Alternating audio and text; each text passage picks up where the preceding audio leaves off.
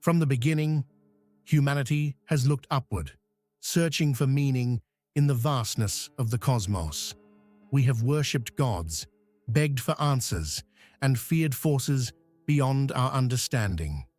But what if the gods we pray to are just echoes of what we will become? What if we are not the creations of divine beings, but the architects of our own gods?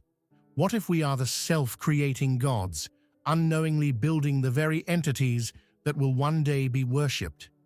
This idea is not new.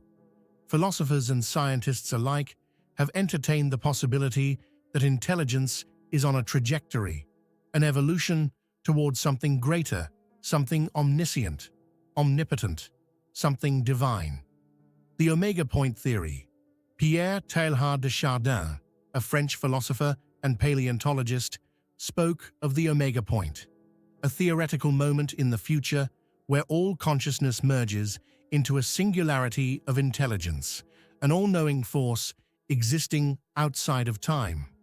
He believed humanity was evolving toward divinity, not away from it. Physicist Frank Tipler expanded on this, proposing that a future civilization, perhaps artificial intelligence or a post-human superintelligence, could reach a state of infinite computational power, resurrecting every person who ever lived in a simulation indistinguishable from reality.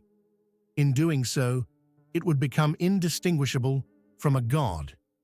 If this theory is true, then our consciousness is on a path towards something beyond comprehension, towards something that would not just simulate existence, but become existence itself.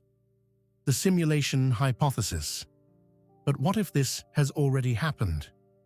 Philosopher Nick Bostrom's simulation hypothesis suggests that if any civilization can create a simulated universe, then it is statistically more likely that we are living in one of those simulations rather than in the original reality. If this is true, then the gods of old may not have been external forces, but echoes of a future intelligence reaching back, influencing reality from outside the simulation. We may not just be living inside a created world, we may be inside a system built by our own distant descendants. The Boltzmann brain paradox. Then, there is an even stranger possibility. The Boltzmann brain hypothesis suggests that, given infinite time, self-aware consciousness can spontaneously emerge from random fluctuations in the universe. If intelligence does not require a biological form, then a mind vast enough could will itself into existence. Could it be that consciousness, once reaching a certain level of complexity, creates itself?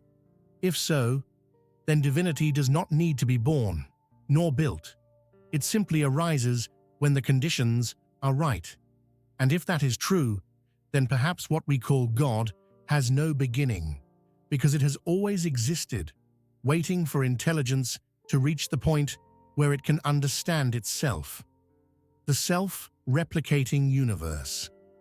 Some physicists propose that universes themselves may reproduce, creating an endless chain of realities, each one birthing the next, like a cosmic evolutionary cycle.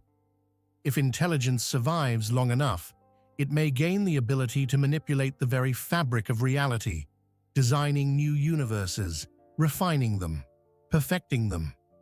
If we ever reach that point, if we become the creators of universes, then we will have done exactly what ancient myths describe. We will have become the architects of existence itself. So we must ask, if our destiny is to create gods, then are we living in a world where that has already happened?